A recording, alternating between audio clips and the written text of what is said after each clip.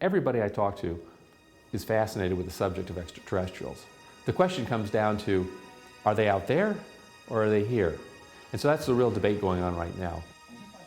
It was announced at the recent 2013 Mufon Symposium that Jan Harzan will become the new executive director of Mufon, taking over for Dave MacDonald. While Dave has spent the last year working on international relations for Mufon with much success, his position was meant to be interim, and on August 1st, Jan will replace Dave. So we wanted to give you a little background on who Jan is and why he has been chosen as the new executive director. For Jan, this all started with a sighting he had at the age of 9. Back in about 1965, where we saw a craft 30 feet from us, hovering in the sky 10 feet off the ground with landing gear on it. And the only means of propulsion that we could determine was a humming noise that it was making. Very much like a high voltage transformer you might hear at nighttime humming in the nighttime sky. So my first reaction to this was, oh my gosh, these things are real. But my next reaction was, boy, we should figure out how to build one of these things because the technology was so far advanced. We had the ability to literally travel who knows how far to other planets. I'm just thinking about getting here from New York. What if we could do that instantaneously? Wouldn't that be cool? You could have lunch on Broadway and then come back and have dinner, in Paris or things like this. It'd be phenomenal for us as a civilization.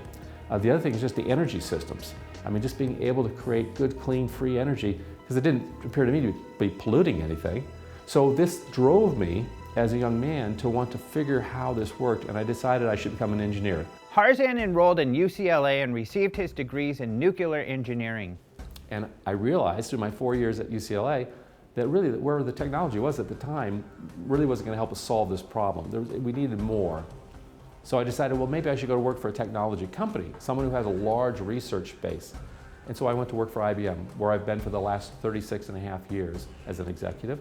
And they have $6 billion a year. We have $6 billion a year that they spend in basic research. Those are the kind of companies we need to connect with, because if we could focus their attention on this problem, on this opportunity, we can solve this. Jan approached his colleagues about this concept and surprisingly was met with affability. So my colleagues have been very positive about it overall. Now when I have talked to higher ups in IBM, specifically to 2 senior vice presidents of research over the past 15 years, the reaction has been, okay, I get it, yeah, I can believe this, but if there was a solution to it, we would know it. I mean, it's the prevailing view of, look, we're looking at all the data, we're surfing the internet, we got top scientists, PhDs working. If there was something there, we would know it. And so what you have to say is, okay, I got it, I got you smart, I got you know it, but you know what? Here's the data. Here's a craft that was seen, it was hovering in my backyard, it was doing this. Tell me how you do that. We know, in this community, you can travel faster than the speed of light. I mean, Ben Rich told me personally it's possible. So now when I say faster than the speed of light, I'm talking about getting from here to there quicker than what a linear fashion would be. So we're out of linear space-time here. Ben Rich was the second director of Lockheed's Skunk Works from 1975 to 1991. Rich, also known as the father of stealth, was responsible for the development of the F-117, the first production stealth aircraft. He also worked on other stealth aircraft, including the U-2 and the SR-71.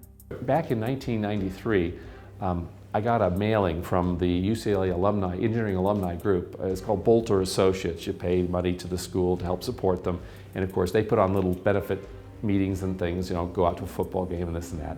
So they had designed this program for the alumni engineers to come and hear Ben Rich speak. So I believe it was March 23rd, 1993. I could be off on the date, but I think it was March 23rd, 1993.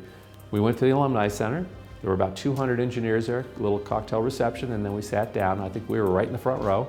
And Ben did a beautiful slide presentation on his 40 years at the Skunk Works. And it was all of the craft, starting with the U-2, and how he was the project engineer in charge of the SR-71, which actually promoted him or propelled him to end up taking over the CEO job from Kelly Johnson, who was the original president and CEO of the Lockheed Skunk Works, all the way up to the F-117. And then of course, this was 10 years before, because this was 93, the F-117 had been announced, I think, in 1983, and so there's a 10-year gap.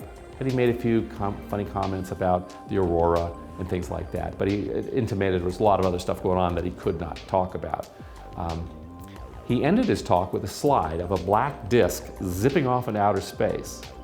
And he ended it with these words: "We now have the technology to take ET home."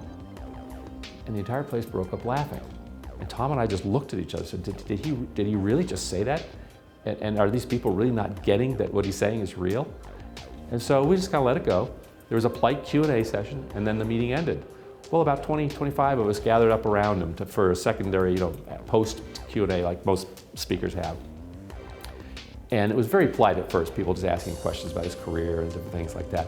Finally, one lady said, how does this getting ET home work? And he looks at her and he says, well, talks a little bit lower. He was trying to ignore her kind of thing. So someone else asked the same question. So finally he said, let me ask you a question. Do you think it's possible to travel to the stars? He asked this of a particular engineer who had asked him a question about his career. And the engineer said, well, I don't know, it'd just take a long time to get there. He said, no, it wouldn't. We found an error in the equations, and we now know how to travel to the stars, and it won't take us a lifetime to do it. So, oh, that's pretty cool. So we started asking some more questions, right? And he just kind of dribbled out a little bit more information, a little bit more information, a little bit more information about this. He went on to describe a lot of different things about his career, about how this works. He didn't say what the equations were. I'm assuming they're Maxwell's equations. I did specifically ask that question. But when it all wound up, he turned around and said, I've got to go now. He started to walk out of the room. Now we're down to about 5 or 6 people at that point because most people had dribbled away. I followed him through the room and I said, Mr. Rich. And he turned around and looked at me like, who are you? And I said, I have a real interest in propulsion you're talking about that gets us to the stars. I said, can you tell me how it works? And he looks at me like, who are you again? And he said, well, let me ask you a question. How does ESP work? And it just threw me back. I'm thinking, oh my God. I wasn't expecting a question. I was expecting him to just say something. And he said, I said, I don't know, all points in space and time are connected? He said, that's how it works. Turned around and walked away. Now, I don't know if he was saying that I got the right answer, or he was just saying, no, it's CSP, it's how it works. But I do think there's something to that. So 3 very important things. 1 is we have the technology to take ET home. 2 is there's an error in the equations. And this is important because if you realize that stealth is all built around a Russian mathematician's equations, and that's how they figured out how to do stealth. Now they've figured out through equations how to do greater than light travel. I've been corrected, faster than light travel. And then finally, that the way ESP works is the same way that this technology works. So there you have it. Now all that's left up to us is to go figure it out. I have personally known Jan for nearly a decade, and he's always been a go-to guy in MUFON. In fact, he is largely responsible for managing the development and maintenance of the case management system MUFON uses to keep track of UFO investigations. It's also the system the public accesses when they go to the MUFON website to look at the latest sighting reports. The recent Mufon Symposium was largely science-based, which fits with MUFON's mission. I think if Jan can keep MUFON focused on their stated goals, he'll put MUFON in a position to make some groundbreaking headway in the field of ufology. I'm Alejandro Rojas for OpenMinds.tv.